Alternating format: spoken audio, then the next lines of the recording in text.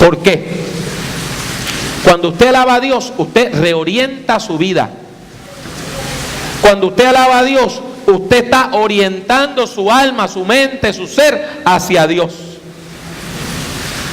Cuando usted alaba al Señor, usted se centra en Dios. Cuando usted alaba al Señor, le dice al Señor: toma tu trono sentado en el centro de mi vida, y de ahí reoriéntalo todo. Y es que su vida tiene un eje. Yo recuerdo una vez que yo llevé a mis niñas a un parquecito infantil y había uno de esos carruseles que en inglés le dicen merry-go-round y no funcionaba. ¿Y sabe por qué? Porque tenía un eje, pero el centro estaba fuera del eje y no se movía. Y tenemos muchos de nosotros que nuestras vidas no se mueven porque estamos fuera del eje. Y lo primero que tenemos que hacer es colocar nuestra vida de nuevo en el eje que es Dios. Y cuando Dios está al centro, todo corre bien. El Salmo 100 es quizás el salmo de alabanza por excelencia. El Salmo 100, cuando lo leemos con fe, nos da 5 principios básicos para recuperar el gozo. 5 principios básicos. Note que no dije pasos, porque los pasos dan a entender que es algo mecánico. Esto no es mecánico. Son 5 principios para la vida. Y el primero, ¿qué dice? Cantad alegres a Dios. Mire, mi hermano, mi hermana, la alabanza cantada, aun cuando usted tenga una voz tan horrible como la mía, nos ayuda a dirigir nuestros pensamientos hacia Dios. Cuando usted se centra en la alabanza, sus pensamientos comienzan a fluir hacia Dios. Entonces ya usted no está pensando en el tapón, ya usted no está pensando en el jefe fastidioso que usted tiene, ya usted no está pensando en la deuda. Usted comienza a orientar su vida, a orientar su vida. Y el problema se ve chiquitito, porque usted al cantar ejercita el cuerpo, ejercita la memoria. Y entonces usted se pone a meditar en el amor, en la gracia y en la misericordia de Dios. Cantar alegre a Dios es el primer principio. Y el segundo principio, servir a Dios con alegría, venir ante su presencia con regocijo. Mire, ese versículo 2 nos exhorta a servir y a venir ante Dios. ¿Sabe por qué? Porque cuando usted se presenta delante de Dios y comprende quién es Dios, usted desea servirle. La persona que todavía es inmadura en la fe viene a la iglesia nada más a llenarse. Pero la persona que ha recibido ese impacto del Espíritu Santo de Dios no solo quiere llenarse, quiere compartir.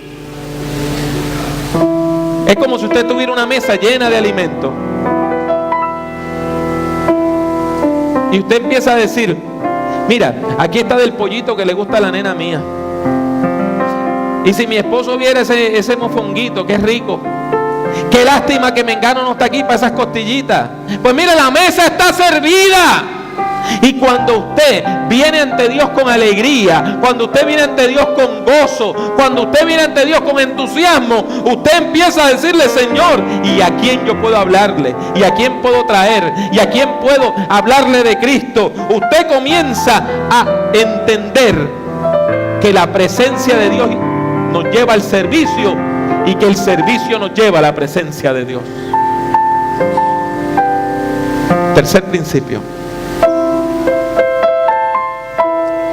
reconocer que Jehová es Dios. Hay que reconocer que Dios es Dios. Y esto es muy profundo. Parece sencillo, pero no lo es. La epístola a los Hebreos dice, en la versión Reina Valera, que para acercarse a Dios hay que creerle que le hay. En la traducción en lenguaje actual lo dice de otra manera más sencilla.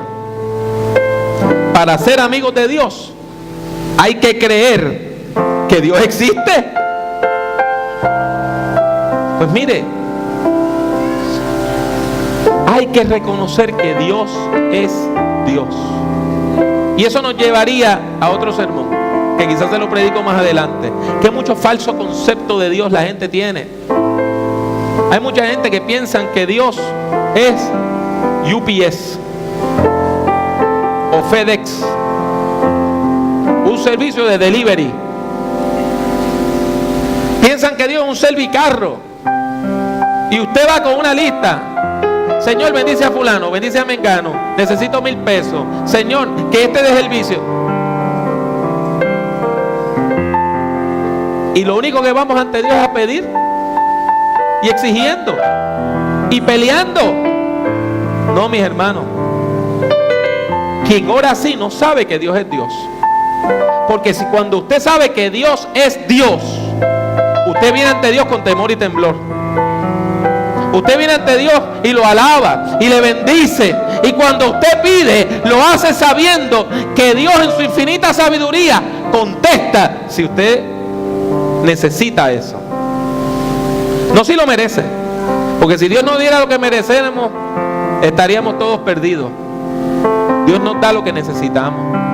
Y muchas veces usted está pidiendo algo que usted no necesita. Es más, a veces usted está pidiendo algo que lo que le va a hacer es daño. Eso pasa mucho cuando uno está enamorado de la persona equivocada. Y uno ora y ora y ora. Y Dios no le contesta porque está diciendo, si tú supieras lo que tú estás pidiendo, estarías corriendo, alejándote de esa persona que lo único que te va a traer es dolor en la vida.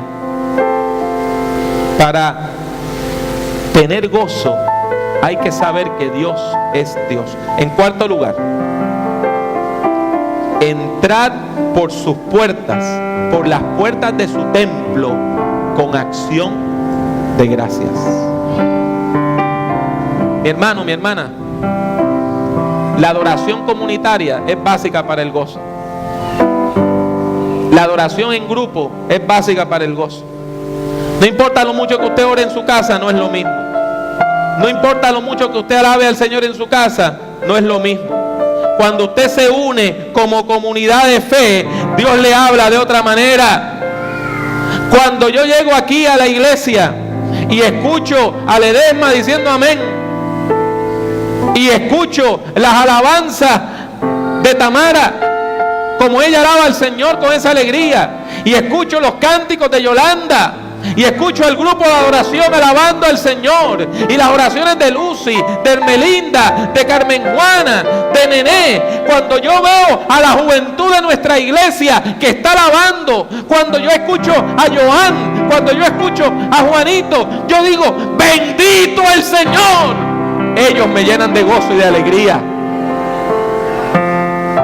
Usted no puede llenarse de gozo y alegría yéndose solo a un monte a orar. Venga al culto de oración a orar. Y vamos a orar los unos por los otros.